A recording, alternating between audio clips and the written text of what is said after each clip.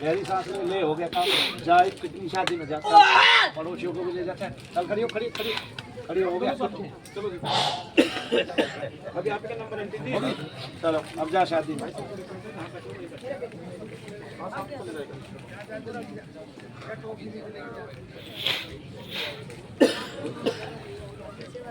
दर्द तो नहीं है जी कहीं? है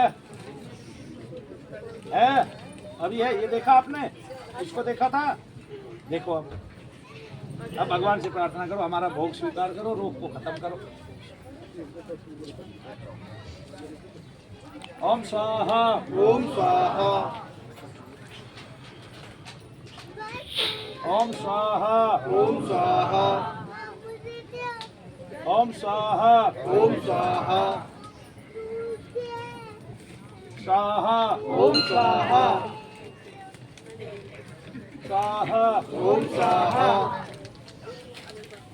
ओम स्वाहा ओम स्वाहा ओम स्वाहा ओम स्वाहा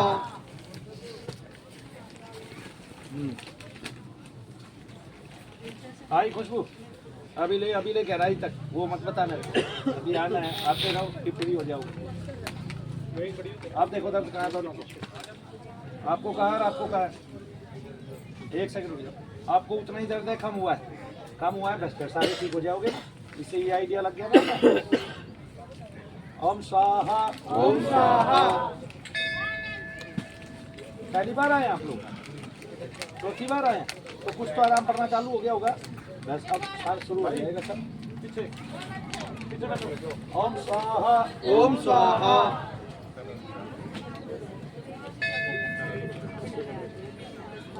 ऐसे मैंने बहुत लोग देखे। मैंने ऐसे भी लोग देखे हैं जिनको बिल्कुल ठंड में भी इतना पसीना आ जाता है, सर में कुछ हजम आया ना समझ। वो सारे ही ठीक हो गए हैं यहाँ। तू भी ठीक हो जाएगी, क्या घबरा रही? हाँ मैं समझ तो लोग बहुतों को बहुत लक्षण होते हैं, सारे इसी के लक्षण होते हैं। खुशी का मनाओ। मेरा कुछ है नहीं। ओम स्वाहा। ओम स्वाहा करो, आपका भोग देंगे। ओम स्वाहा ओम स्वाहा ओम स्वाहा ओम स्वाहा ओम स्वाहा ओम स्वाहा ओम स्वाहा ओम स्वाहा ओम स्वाहा ओम स्वाहा आओ जी, अभी सारा किया है। आओ आओगे 2-4 बार तो उनको आराम करना चालू किया। बस ठीक है, कोई दिक्कत हाँ? ये तो बात है झूठा कहीं का। अच्छा पालती मार के बैठ थोड़ा लो जी। तो तुमने अब एक बार भी ताली नहीं बजाई है बहुत देर से।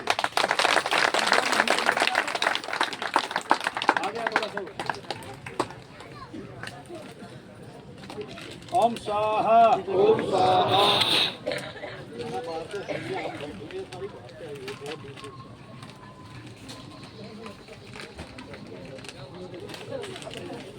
ओम स्वाहा ओम स्वाहा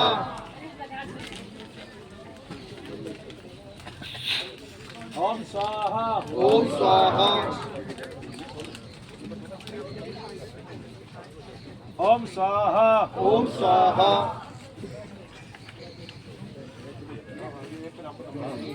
क्या होता है? होता क्या है भाई? चीज है, दर्द तो नहीं है। दर्द नहीं है, चीज है। आपको तो कुछ नहीं होता। आज थोड़ी और आ गया। दर्द भी है, ऊंचा भी सुनता है। मशीन लगी हुई है, ये देख लिया। दर्द का है वहाँ है अभी देखना। और कहाँ है? बस वही है। इसको देखो, बस इसी में रहता है। ओम स्वाहा ओम स्वाहा मैं थका नहीं हूँ, थकूंगा नहीं बिल्कुल जब तक एक एक को नहीं देख लूँगा। घबराना मत तुम। भैया छूट जाएगा भाई भाई। इतनी जगह पड़ी वहाँ बैठा हूँ। कौन कौन कौन पेड़ को हिला रहा है भाई? ये पीछे वाले 50 किलो अमरूद लिख दे इसके खाते में। 50 किलो लगने वाले हैं एक साल में। 50 किलो लगने वाले हैं एक साल में। वो खुश हो गए इस बात से। इसे खाते में लिख दो, लाएगा अगली साल। क्यों जी? आधी टहनी टूट गया तो टहनी गिन ले। गुरुजी वो खुश हो गया, बोल लाओ। देखो दर्द का है अभी कितना है? कितना है? आधा है। देखो है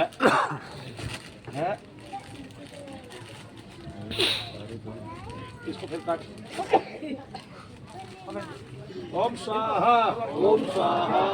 पहली बार आया क्या तू आज? देखो तभी तो अभी गहन क्रिया। ओम स्वाहा।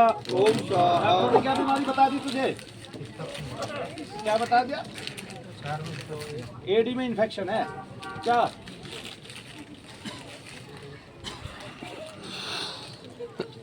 गला हुआ है और लाल सा पड़ रहा है। ओम स्वाहा। लाल कहाँ पड़ रहा है? आगे नीचे वाली? नीचे वाली? हाँ। तो इसको इन्फेक्शन बता रहे हैं डॉक्टर। ओम स्वाहा। ओम स्वाहा। अब देखिए एक बार चल के दर्द का है। चल के देखो। चल के तो पता चलेगा भाई मुझे।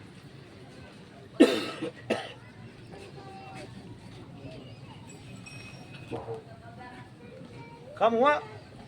अंगूठे में रहेगा ये। बस बाकी सब गायब। शुगर भी है। शुगर भी होती है?